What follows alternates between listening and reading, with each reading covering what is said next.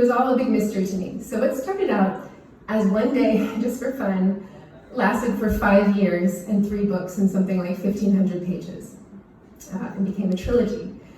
And in that time, Carew and Brimstone and a whole bunch of other characters revealed their world to me in ever-growing spheres. And the story that grew from whimsical beginnings in a tooth shop on the most joyful writing day of my life turned out to be about a war without end, and the cycles of violence and vengeance that repeat endlessly, and oppression and genocide and generational hatred.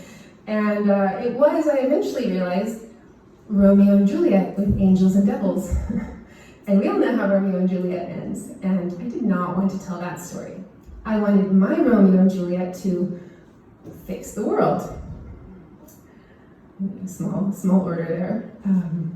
To transform the world into one in which they got to live together and be happy, and no big deal. And so it dawned on me with a kind of slow horror in the middle of this project of unknown scope that I had set myself up for a bitch of a task. Because in order for my angel Romeo and my devil Juliet to fix the world, I had to figure out how to fix the world. And I did not know at all. And this was less of an impediment in the moment than you might think, because it wasn't exactly me that needed to fix the world. It was future me. All I needed to do was get to the end of this book, and then some other lady in the unknowable future would solve the problem magically. Because here's the thing, I cannot outline. I try. I really try. I make outlines, but they're so thin and random and wrong that they're no use at all. I just can't see the story from the outset, no matter how hard I try, because it doesn't exist yet, and it won't exist until I write it in a process of trial and error, fraught with terror and uncertainty, and writing thousands more words than will end up in the actual book. With Daughter of Smoke and Bone, the beginning was that sort of magical experience, and while it isn't usually like that, it has never happened again, damn it, it's true that when I begin, I have characters, a situation, and questions, but not a plot. Beginning my next book after this trilogy, I combed through all my ideas, and there are so many because I'm not a fast writer, they just languish in there. I actually imagine them as like people waiting in line, and some of them have been there for years, and some of them die in there, and the other ones have funerals for it, and some of them give up and go away and get in other writers' queues. And then I see those books being published, and I'm like, oh!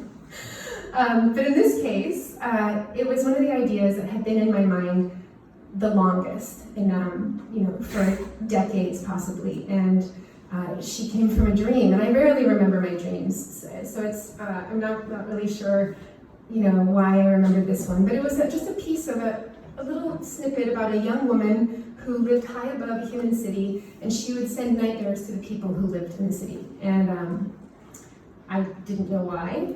I didn't know, who she was or any of this stuff, and didn't know what the story was. But what I needed in the beginning is a certain sense of dazzlement, a sense of my mind catching fire with possibility. Then I start brainstorming, asking myself questions, sort of circling the idea to see it from all angles, asking myself, what if this, and why that, and with a wide open mind as other ideas and story elements begin to sort of accrue to it. And this is the highly rigorous and totally scientific process I go through in conceiving a book idea. I gathered together a bunch of stuff I think is cool. That's it. I once heard someone say, you need 2 ideas to rub together to make a fire, and I think it's true. At least 2, more like 20, 50. And this idea matchmaking process for me is mysterious and totally irrational. I'm sifting through lots of things that I think are cool and casting around for new cool things to enrich my repertoire, but cool is just the first audition. It's like I'm listening for a hum at a certain frequency, or many hums in harmony. I'm looking for things that seem to me on some intuitive level that I can't explain, likely to interact in rich and weird ways that please me aesthetically, but also create compelling tensions and tantalize me with the potential for fraught, juicy, weird, devastating, and delicious stories. And this collection of elements, once assembled, that gives me the first inkling of a shape I want to discover. That's what I need to start a book. Some elements that hum together and the first inkling of the shape of a story. And I usually can't see or even feel what that shape is yet. I just sense that there is one. So no synopsis, no outline, no ending, no answers, just an inkling and a little bit of dazzlement. So looked at in a certain sober light, it seems like an absolutely insane way to go about writing a book. You're committing yourself to spending months or years on something with no idea of how to do it or where it may take you or if it's going to pay off at all. So there are a lot of ways to write books, and none of them are right or wrong, but some are definitely more efficient and safe. If writing a book is a journey, then this journey is like walking into a jungle without a map.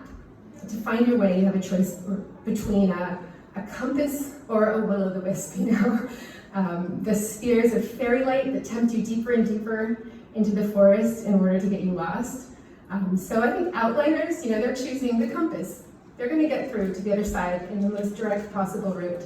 But some of us, for reasons we cannot begin to understand, commit to that will-o'-the-wisp every time, essentially volunteering to get lost. Why would a person do that? Why would you choose the will-o'-the-wisp over the compass? And not just once, but every time. It's a really good question that I have smashed up against for years. Why do I do this? So I'll come back to that. So the elements that I gathered together for this book, that new